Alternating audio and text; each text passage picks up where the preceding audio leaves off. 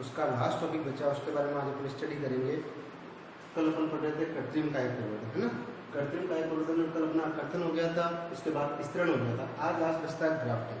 तो देखो 3 नंबर पे ग्राफ्टिंग, तो ग्राफ्टिंग को अध्यारोपण भी कहते हैं और रोपण भी कहते हैं। तो शॉर्ट एंड स्वीट होता क्या ग्राफ्टिंग, बिल्कुल शॉर्ट एंड स्वीट में समझेगा, आप डायग्राम को समझे। देखो इसमें होता है क्या है कि एक पादप 2 पादपों को जोड़कर एक ही पादप बनाया जाता है। शॉर्ट एंड शॉर्ट बोलूं तो 2 पादपों को आपस में संयोजित करते हैं और इससे एक पादप बनाया जाता है। उस प्रक्रिया को ग्राफ्टिंग या अध्यारोपण कहते हैं। अध्यारोपण, रोपण मतलब आरोपित करना। तो देखो इसमें होता क्या है कि एक जो बड़ा भाग होता है उसके ऊपर दूसरे पौधे की शाखा या कली को लगा दिया जाता है। तो जिस भाग की शाखा या कली को लगाते हैं उसे तो कहते हैं कलम, और जिस पर लगाते हैं उसे कहते हैं स्कंद। अर्थात जड़ युक्त भाग तो स्कंद कहलाता है, और जिस पर आपके क्या किया जाता है, स्कंद पर जिस भाग को रोपित किया उसे क्या कहते हैं, कलम कहते हैं। तो आप आराम समझ लीजिए। देखो इसमें पौधे के अलग अलग भागों को जोड़कर एक ही पौधे के रूप में भर्ती कराई जाती है, जिसमें जिस भाग को दूसरे पादप पर रोपित किया जाता है उसे तो कलम कहते हैं, तथा जिस भाग को रोपित किया जाता है क्या कहते हैं, स्कंद कहते हैं। आगे आपको समझ में। अब देखो आगे बात करें अपन तो स्कंद के भी मेनली अगर बात की जाए स्कंद के भी या सुनो आपके ग्राफ्टिंग या अध्यारोपण के भी 3 भाग होते हैं। कितने भाग होते हैं, 3 भाग होते हैं। तो मैं आपको बताता हूँ अध्यारोपण या ग्राफ्टिंग के 3 भाग कौन कौन से होते हैं। देखिए आप देखिए ग्राफ्टिंग का पहला प्रकार है स्कंद ग्राफ्टिंग और दूसरा वेज। लेकिन स्कंद ग्राफ्टिंग और वेज बांधना दोनों को अपन एक ही साथ ले सकते हैं, कोई प्रॉब्लम नहीं। जिससे आपको समझ में थोड़ी क्या रहेगी, आसानी रहेगी। इसलिए मैंने 3 भाग बताया, वैसे 4 भाग होते हैं, लेकिन स्कंद ग्राफ्टिंग और वेज बांधना में थोड़ा सा डिफरेंस है, इसलिए दोनों को मैंने साथ ही बताया। आराम से समझिए। सबसे पहले बात करते हैं स्कंद ग्राफ्टिंग। तो स्कंद ग्राफ्टिंग और वेज ग्राफ्टिंग की बात की जाए तो दोनों में स्कंद और कलम आपके दोनों की लंबाई मोटाई समान होती है। सबसे बड़ी बात ध्यान रखना कि स्कंद ग्राफ्टिंग और वेज बांधना में स्कंद और कलम की मोटाई समान होती है। बाकी जो 2 प्रकार उसमें क्या होता है, स्कंद बड़ा होता है और कलम क्या होती है, छोटी होती है। तो इसलिए इन दोनों को मैंने साथ ले लिया। तो फिर क्वेश्चन पुटअप होता है कि सर इन दोनों के जो 2 अलग अलग नाम कैसे दिए गए, आप चित्र में आराम से देख पा रहे हैं। देखो इसमें क्या करें, इसमें स्कंद के अंदर वी आकार का चेहरा लगा रहे, कलम में भी वी आकार का चेहरा लगा रहे, जबकि आप वेज बांधना में देखो तो क्या देख रहे हो आप, स्कंद में तो वी आकार का चेहरा है, जबकि कलम में कैसे वेज आकार का चेहरा। इसे क्या क्या बोलते हैं, वेज आकार। आप आराम से डायग्राम को देखिए। देखो कलम स्कंद और कलम में वी आकार का चेहरा लगा हुआ है, किसमें, स्कंद ग्राफ्टिंग में। दोनों की मोटाई क्या है, समान है। इसी प्रकार वेज बांधना में भी क्या है, कलम और स्कंद की मोटाई क्या है, समान है। लेकिन स्कंद में तो वी आकार का चेहरा है और कलम में कैसा है, वेज आकार का चेहरा। इस वेज आकार के चेहरे के आधार पर ही दोनों में अंतर किया जाता है। तो मैंने क्या किया, दोनों को साथ ही समझा दिया। तुम्हें समझने वाली बात क्या है कि दोनों की मोटाई मतलब कलम और स्कंद की मोटाई क्या होती है, समान होती है। आगे समझ में आपके आगे। हाँ अब आगे बात करते हैं दूसरा या तीसरा प्रकार, मान लिया आप मुकुट ग्राफ्टिंग और कलिका ग्राफ्टिंग। मुकुट ग्राफ्टिंग में क्या होता है, देखो आराम से ध्यान रखें, स्कंद बड़ा होता है। पहली बार आपको मैंने क्या बताया था, उस दोनों के अंदर क्या बताया था कि स्कंद और कलम की लंबाई बराबर होती है, जबकि इन दोनों में क्या होगा, स्कंद बड़ा होगा और कलम क्या होगा, छोटा होगा। तो सबसे पहले मुकुट ग्राफ्टिंग की बात करते हैं तो इसमें देखो स्कंद बहुत बड़ा है।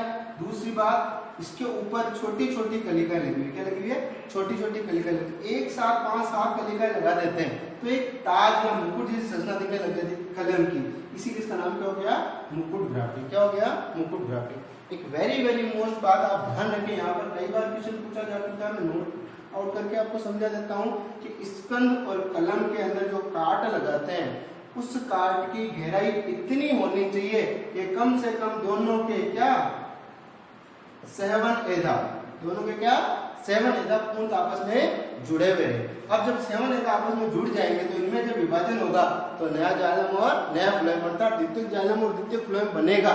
तो आपके कलम क्या करेगा, बनने वाले अपने भोजन को स्कंद को दे देगा और स्कंद मृदा से क्या जल और खनिज लवणों से करके किसको दे देगा, कलम को दे देगा। तो आप मेरी बात वेरी मोस्ट इसको ध्यान से समझे कि स्कंद और कलम को जोड़ते समय ये सबसे इंपॉर्टेंट बात ध्यान रखनी है कि इनका कटाव कहाँ तक होना चाहिए, कम से कम 7 एधा तक होना चाहिए। तो 7 एधा तक होगा तो नया जाइलम और नया फ्लोएम अर्थात द्वितीय जाइलम और द्वितीय फ्लोएम बनेगा।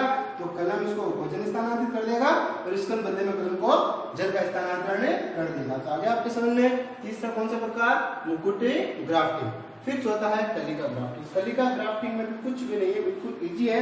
बस इसमें थोड़ा सा क्या करते हैं, स्कंद वही बड़ा होता है। देखो इसमें भी स्कंद बड़ा है, इसमें भी स्कंद बड़ा है। उन दोनों में स्कंद क्या था, स्कंद और कलम क्या था, समान आकार के थे। ये वेरी मोस्ट पॉइंट है। फिर यहाँ अगर आप आराम से देखें तो स्कंद बड़ा होता है। दूसरी वेरी वेरी मोस्ट बात, इसके अंदर क्या करते हैं, स्कंद के पार्श्व भाग में, पार्श्व भाग में तो समझते जैसे लेटरल साइड जो होती है ना, ये देखो ये जैसे मान लो अग्र सतह है, पृष्ठ सतह, और ये क्या होती है, पार्श्व सतह। तो इसी प्रकार इसमें भी जो पार्श्व सतह होती है, कौन सतह होती है, पार्श्व सतह में टी आकार का चेहरा लगाते हैं। कैसे आकार का, टी आकार का चेहरा लगाते हैं। आई बात समझ में आपके। फिर आपके कलम को इस प्रकार से रोटेट कर दिया, जैसे मान लो अब ये मैंने डायग्राम बनाया तो तिरछा है इसलिए, जैसे मान लो ये आपके यहाँ पे टी आकार का चीरा होगा, तो और ये मान लो कलम होगा, तो इस प्रकार से लगता है और फिर इसको यहाँ पर बांध दिया जाता है। आगे होगा आपको वेरी मोस्ट समझ बिल्कुल इसी तरीके से। देखो क्या करते हैं, इसमें स्कंद बड़ा होता है, स्कंद के पार्श्व भाग में कैसे आकार का, टी आकार का चीरा लगा देते हैं और कलम को इस प्रकार से रोटेट कर दिया जाता है और बांध दिया जाता है, जिससे पार्श्व भाग में स्कंद के कलिका निकल जाती है। तो ये आपके आगे हो गया कंप्लीट। क्या कंप्लीट हुआ, अध्यारोपण या ग्राफ्टिंग। अब आगे चलते हैं अपन। हाँ, अब अपन बात करते हैं, देखो आवर्त पीजी पात्रों में एल एलिजन कंप्लीट हो चुका है।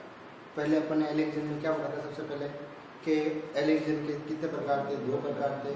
सबसे इम्पोर्टेंट अनिषेक विशेषता, दूसरा कौन सा था, कायिक परिवर्तन। अनिषेक विशेषता के बारे में वैसे अपन चौथे पाठ में पढ़ेंगे, फिर भी यहाँ ध्यान दें। अनिषेक विशेषता संबंधित क्वेश्चन आ चुका 2018 में, मैं बता दूंगा कौन कौन से क्वेश्चन आए। फिर बात करते हैं कायिक परिवर्तन। कायिक परिवर्तन के 2 प्रकार थे, प्राकृतिक कायिक परिवर्तन, कृत्रिम कायिक परिवर्तन। फिर प्राकृतिक कायिक परिवर्तन क्या होता है, पादप किसी भाग से अपने आप नया पादप बन जाता है, उसे प्राकृतिक कायिक परिवर्तन कहते हैं। फिर दूसरा था कृत्रिम कायिक परिवर्तन, उसमें क्या था कि पादप के किसी भाग को काट कर जमीन में रोपित किया जाता है, उससे नए पादप का निर्माण होता है, उसे क्या कहते हैं, कृत्रिम कायिक परिवर्तन। फिर प्राकृतिक कायिक परिवर्तन, जिस भाग को हम ले रहे थे उसके आधार पर उसके नाम थे, तने द्वारा, जड़ द्वारा, है ना, पर्ण द्वारा और पुष्प कलिका द्वारा। समझ में आ गया होगा आपको बहुत अच्छी तरह से। फिर कृत्रिम कायिक परिवर्तन के भी 3 प्रकार थे। नंबर पहला कौन सा था, कर्तन था, ये मैंने आपको। दूसरा कौन सा था, स्तरण। और तीसरा कौन सा था आपके, क्या भी पढ़ा था अपने, क्या ग्राफ्टिंग था। फिर आगे चलते हैं आवर्त बीजी पादपों में लैंगिक जन्म। तो आपको वेरी वेरी मोस्ट बात ध्यान रखनी है, आवर्त बीजी पादपों में लैंगिक जन्म की इकाई कौन होता है, पुष्प होता है। कौन होता है, पुष्प होता है। ध्यान रखना, आवर्त बीजी पादपों में लैंगिक जन्म का क्या होता है, पुष्प होता है। अर्थात पुष्प पर ही नर जन्नांग और मादा जन्नांग पाए जाते हैं। पहली बात। तो पुष्प के बारे में बात कर लें थोड़ा सा, पुष्प है क्या।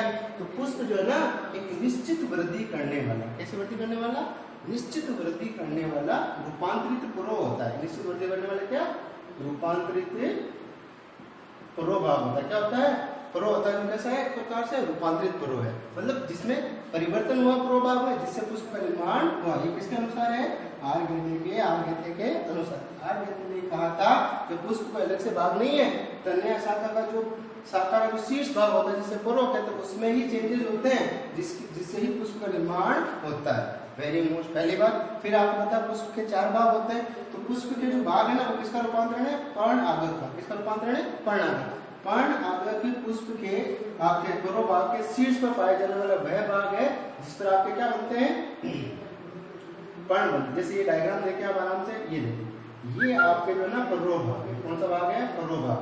और ये भाग क्या है आपके, पर्ण आगत। तो ये परों में थोड़ा बहुत चेंजेज हुआ है, जिससे बना है पुष्प, पहली बात। और जब अगर ये परो भाग से पुष्प नहीं बनता तो जो पर्ण आगत थे ये क्या बनाते हैं, आपके पर्ण बनाते। समझ रहे हो मेरी बात को। ये तने शाखा का शीर्ष भाग होता है, उसे परो कहते हैं, आराम से समझे। फिर परो के पार्श्व भाग में कलिकाएं पाई जाती है, क्या कहते हैं, पर्ण आगत कहते हैं। इन पर्ण आगत से क्या बनते हैं, पर्ण बनते हैं, और ये परो वृद्धि करता हुआ पाया जाता है। तो आपको पता है परो है, तो परो पे क्या होती है, पर्व संधियां होती है। क्या होती है, पर्व संधि। और आपको पता है क्या होते हैं, पर्व होते हैं। क्या होते हैं, पर्व होते हैं। तो अगर आप थोड़ा सा ध्यान और लगाएं तो मैं आपको यहाँ इंडिकेट करना चाहता हूँ, आप इधर देखिए आराम से, ये देखिए, ये एक पर्व संधि, ये दूसरी पर्व संधि, ये एक पर्णागत, ये दूसरा पर्णागत। तो जब पर्वों में रूपांतरण होता है तो आपके ये जो पर्व होते हैं ना, दोनों पर्व संधियों के बीच के स्थान, ये भी बहुत छोटे छोटे हो जाते हैं, मतलब पास पास आ जाते हैं, जिससे पुष्प के चारों भाग एक ही जगह से निकलते हुए दिखाई देते हैं। तो अब आपको क्लियर हो गया होगा कि जो पर्व भाग है वो ही रूपांतरित होकर पुष्प में परिवर्तित होता है, पहली बात। दूसरी बात, इस पर पाए जाने वाले जो पर्ण आगत है, जो पुष्प पर्ण बनाते हैं, वो बाद में पुष्प के भाग बनाते हैं। कब, जब पर्व क्या किसमें रूपांतरित होता है, पुष्प में रूपांतरित होता है। आगे सुनिए।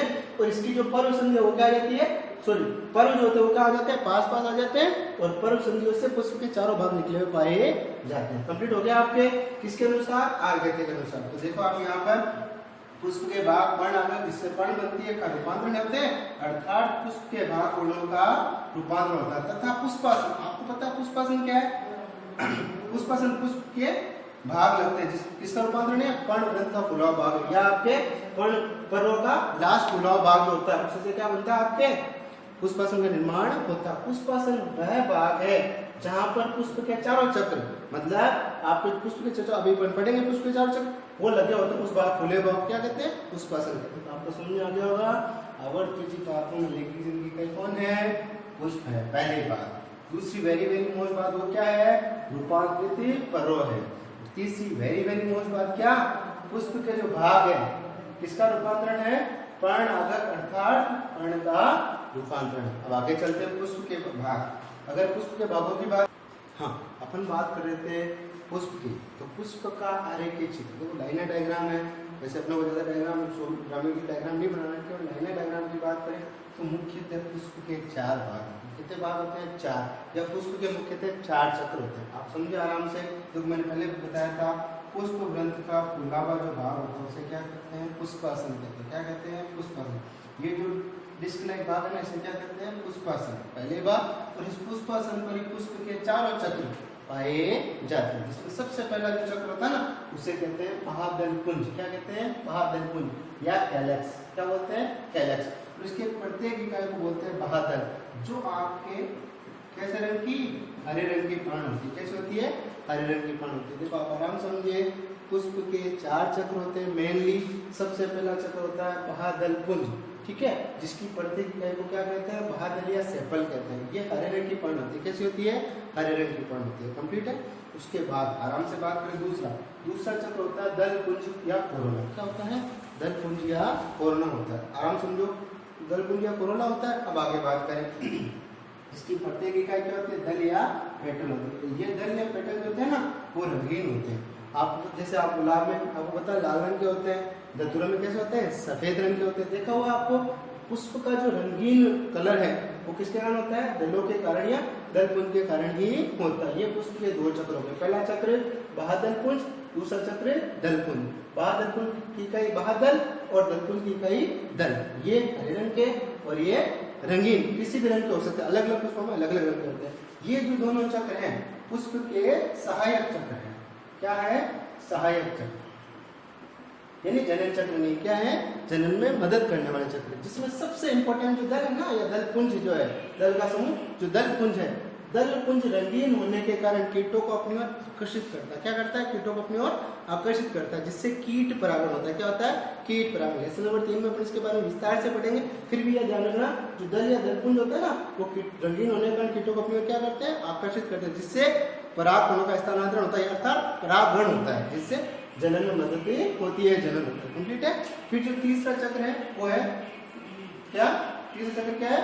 उमंग। तीसरा चक्र क्या है? उमंग। समझ में आ गया? ये इसे एंड्रोसियम कहते हैं। तीसरा चक्र क्या है? उमंग। इसे क्या कहते हैं? एंड्रोसियम। ये आपके नर जनन चक्र है। क्या है? नर जनन चक्र। ठीक है। जिस प्रकार बाह्यदल पुंज की इकाई बाह्यदल थी, उसी प्रकार उमंग की एक इकाई होती है पुंकेसर। क्या होती है? पुंकेसर या स्टेमन। क्या होती है? पुंकेसर या स्टेमन। ये आपके पुष्प का नर जननांग होता है। क्या होता है? नर जननांग। तो समझ गए होंगे आपको। देखो सबसे इम्पोर्टेंट अब आया मैं पुष्प का नर जननांग जो है वो क्या है? पुंकेसर या स्टेमन है, पहली बात। और इसके समूह को, इसके पूरे चक्र को क्या कहते हैं? पुमंग या एंड्रोसियम कहते हैं। आगे आपको समझ में। फिर आगे बात करें, पुष्प पुंकेसर के 3 भाग होते हैं। अपन लेसन नंबर 2 में पढ़ेंगे पूरा विस्तार से पुंकेसर की संरचना के बारे में। फिर आगे बात करते हैं आपके स्त्री केसर। ये होता है आपके पुष्प का स्त्री केसर या कार्पण। ये पुष्प का होता है मादा जनना। क्या होता है? मादा जनना, फीमेल होता है। ठीक है ना। जिस प्रकार पुंकेसर के समूह को पुमंग या एंड्रोसियम कहा था, उसी प्रकार स्त्री केसर या अंडक के समूह को, स्त्री केसर या अंडक के समूह को जायांग कहा जाता है। और एक जायांग में कितने भी अंडक या स्त्री केसर पाए जा सकते हैं। तो इसके बारे में विस्तार से हम आगे वर्णन करेंगे। पुंकेसर के भी 3 भाग होते हैं, स्त्री केसर अंडक के भी 3 भाग होते हैं, जो लेसन नंबर 2 में अपन विस्तार से पढ़ेंगे। आगे होगा आपको समझ में। ठीक है। फिर आगे चले जाए। अब आगे चले अपन तो देखो आपने 11th क्लास में पढ़ा है, आवर्त पापों के कुल पढ़े तो बहुत अच्छी तरह से आपको कुछ सूत्र बनाना आता होगा। तो मैं फिर भी थोड़ा सा जब आया हुआ तो बता देता हूँ।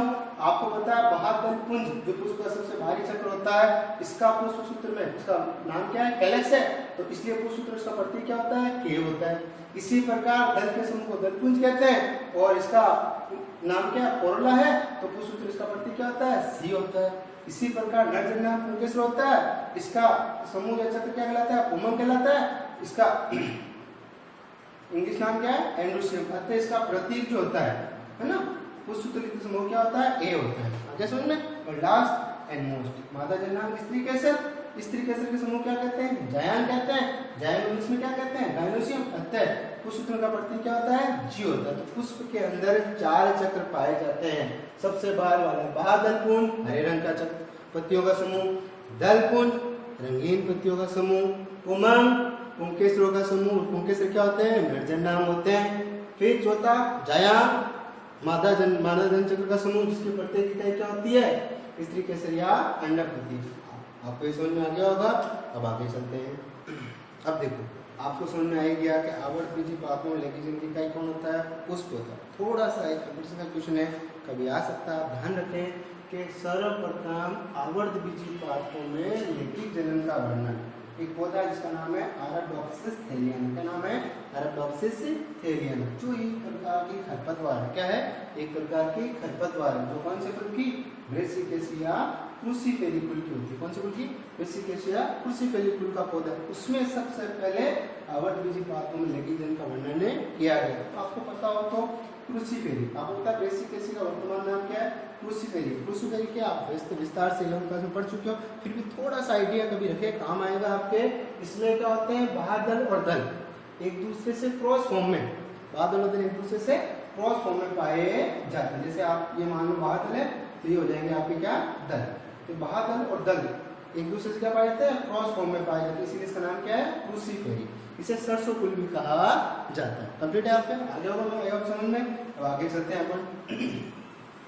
हाँ, फिर इस लेसन रिलेटेड थोड़ा सा एक नोट और है, 2 नोट आएंगे, पहले ये नोट पढ़ लेते हैं। तो इसमें पढ़ते हैं अपन, देखो जो अरेबिडोप्सिस थैलियाना पादप है, उसका सबसे पहले आवर्तबीजी पादपों में सबसे पहले जीनोम मानचित्र प्रस्तुत किया था। कौन से पादप का, अरेबिडोप्सिस थैलियाना पादप का। जीनोम मानचित्र के बारे में आप जानते हो कि गुणसूत्र के ऊपर जीन की व्यवस्था है, गुणसूत्र पर जीन कौन से क्रम में लगे होते हैं, इसे जीनोम मानचित्रण कहा जाता है। जीनोम मानचित्रण के बारे में अपन जो आपके जूलॉजी जो आएगी उसके अंदर आपके जेनेटिक्स वाला पोर्शन, उसमें बताएंगे आपको जीनोम मानचित्र होता क्या है, वहाँ पे अपन यहाँ विस्तार से बात करेंगे। यहाँ शॉर्ट में बता दूं, गुणसूत्र के ऊपर जीनों के लगने का क्रम, यानी गुणसूत्र पर जीन किस सीक्वेंस में लगे होते हैं, उस व्यवस्था का, उस चित्रात्मक निरूपण को जीनोम मानचित्रण कहा जाता है। तो याद रखना, यहाँ पर भी क्वेश्चन बनता है, जो अरेबिडोप्सिस थैलियाना पादप है ना, इस आवर्तबीजी पादपों में सबसे पहले इसी का जीनोम मानचित्रण किया गया था। और पता क्या कि इसमें कितने, लगभग 26,000 जीन पाए जाते हैं। ठीक है, इनमें से वह जीन जो परों को,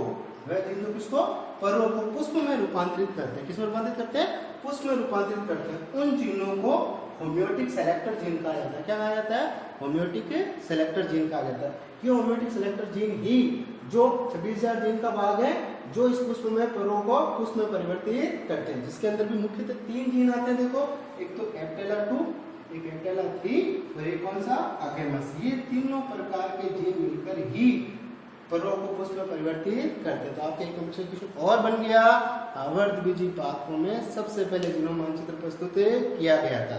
आवर्तबीजी पादपों की बात हो रही, ठीक है ना। फिर दूसरी बात, आपको एक बात और पता चल गई कि पुष्प, परों को पुष्प में परिवर्तित करने वाले जीनों को क्या नाम दिया जाता है, होम्योटिक सेलेक्टर जीन दिया जाता है। एक बात और चली, होम्योटिक सेलेक्टर में 3 जीन आते हैं, मुख्यतः एप्टेला 2, एप्टेला 3 और अगेमस। आगे आपको समझ में। हाँ, अब देखो एक नोट और है, वेरी मोस्ट एक कंफ्यूजन क्वेश्चन है, आपके कहीं ना कहीं काम आएंगे। थोड़ा सा एक्स्ट्रा पढ़ लेते हैं, कोई फर्क नहीं पड़ता, समझिए आप थोड़ा सा। फिर मैंने आपको बताया था एप्टेला 2, एप्टेला 3 और अगेमस, जिन्हों को सम्मिलित रूप से क्या कहते हैं, होम्योटिक सेलेक्टर जीन कहते हैं। ये जीन किस प्रकार से पुष्प के भाग बनाते हैं, परों के भाग बनाते हैं। तो देखो आप, परों जो है ना, परों के शीर्ष भाग में इन जीनों के द्वारा, परों के शीर्ष भाग में पहले तो परिणत विभाजन कराया जाता है। कैसे विभाजन कराया जाता है, इस मामले को परों के शीर्ष भाग पहले कैसे विभाजन कराया जाता है, परिणत विभाजन कराया जाता है। फिर उसके बाद में अपनत विभाजन कराया जाता है। क्या कराया जाता है, अपनत विभाजन। क्या कराया जाता है, अपनत विभाजन, जिससे उभार होता है। आप आराम से देखो, ये मान लो परों का शीर्ष भाग है, तो इसमें ये जीन पहले परिणत विभाजन करेंगे, उसके बाद अपना विभाजन करेंगे, तो जिससे पुष्प के ऊपर एक उभार बन जाएगा। क्या बन जाएगा? उभार। फिर इस उभार में जो कोशिकाएं हैं ये अविभेदित है। क्या है? अविभेदित। इन कोशिकाओं में निरंतर विभेदन द्वारा, किसके द्वारा? निरंतर विभेदन द्वारा पुष्प के विभिन्न चक्र, जैसे क्रमश से बाह्यदलपुंज सबसे पहले बनता है, उसके बाद दलपुंज, उसके बाद उमंग, उसके बाद जायाम। बाह्यदलपुंज और दलपुंज होता है सहायक चक्र है, उमंग नरजनन चक्र है और जायाम मादाजनन चक्र, अर्थात क्रमश से बनते हैं। सबसे पहले बाह्यदलपुंज बनेगा, किसमें? परों के शीर्ष भाग में विभेदन के द्वारा। बाह्यदलपुंज, उसके बाद दलपुंज, उसके बाद उमंग और जायाम। ये प्रक्रिया अधिकांश आवृतबीजी पादपों में होती है, यानी सभी आवृतबीजी पादपों में परों के शीर्ष भाग से पुष्प के जो चक्र बनते हैं उनका क्रम यही होता है। सबसे पहले बाह्यदलपुंज, दलपुंज, उमंग और जायाम। लेकिन इसका एक अपवाद है, आपने नाम सुना? अम्लीय फेलिकुल जो है, अम्लीय फेलिकुल के परों में आपके जो पुष्प के भाग बनते हैं उनमें थोड़ा सा क्रम चेंज होता है। उनमें क्या होता है? क्रम से सबसे पहले तो नरजनन चक्र उमंग बनता है, उसके बाद दलपुंज बनता है, उसके बाद बाह्यदलपुंज बनता है, अंत में क्या बनता है? अंडक या जायाम चक्र बनता है। क्या बनता है? अंडक या जायाम चक्र बनता है। आगे आपको समझ में? ये देखो, इसमें इसमें थोड़ा सा अंतर है। देखो अधिकांश आवृतबीजी पादपों में तो क्रम वही चलता रहता है, बाह्यदलपुंज, दलपुंज, उमंग और जायाम। जबकि अम्लीय फेलिकुल में थोड़ा सा परिवर्तन है, पहले उमंग बनेगा, फिर दलपुंज बनेगा, फिर बाह्यदलपुंज बनेगा और लास्ट में जायाम बनेगा। आगे आपको समझ में? अब आगे चलते हैं। देखो ये आपका लेसन होता है कंप्लीट। हाँ, अब देखिए आप अपना क्लास 12 का लेसन नंबर फर्स्ट कंप्लीट हो चुका है, ठीक है ना। मैंने कहा था इसके अंदर 4 लेसन है, तो फर्स्ट लेसन आज कंप्लीट हो जाता है। अब होता है सिलेबस चेंज 2018 में आता, तो 2018 और 2019 दोनों में ही इसी लेसन से एक मार्क्स के क्वेश्चन पूछे गए, उनके बारे में डिस्कस कर लेते हैं। तो देखिए आप आराम से बोर्ड में पूछे गए प्रश्न। सबसे पहला क्वेश्चन जो 2018 में आया था, अनिषेक बीजता किसे कहते हैं? What is agamospermy? आपको मैंने बहुत अच्छे से बता दिया। वैसे ही एग्मोस्पर्मी लेसन नंबर 4 में विस्तार से थोड़ा सा बहुत एक्स्ट्रा पढ़ेंगे, फिर यहाँ आएगा तो यहाँ यही का क्वेश्चन माना जाएगा। आपको मैंने पहले बता दिया अनिषेक बीजता अर्थात बिना निषेचनी भ्रूण और बीज का निर्माण होना, या फिर ए गेमस स्पर्म मतलब बिना युग्मक संयोजन या बिना निषेचन के ही भ्रूण और बीज का निर्माण होना। क्या कहलाता है? एग्मोस्पर्मी या अनिषेक बीजता कहलाता है। पहला क्वेश्चन कंप्लीट हो गया, 2018 में आ चुका है 1 मार्क्स का। फिर दूसरा अभी 2019 लेटेस्ट क्वेश्चन आया है, उसको विभिन्न भागों का नाम लिखिए। अभी अपन ने जस्ट पढ़ाई है, वैसे 11वीं क्लास में बहुत विस्तार से पढ़ चुके हैं आप। 4 भाग पता ही होगा आपको, बाह्यदलपुंज, दूसरा दलपुंज, तीसरा उमंग नरजनन चक्र, चौथा जायाम यानी मादाजनन चक्र। उसके 4 भाग होते हैं, बाह्यदलपुंज, दलपुंज, उमंग और जायाम। तो देखो ये बोर्ड के 2 साल के क्वेश्चन थे, 2018 और 19 के, वो भी मैंने आपको बता दिए।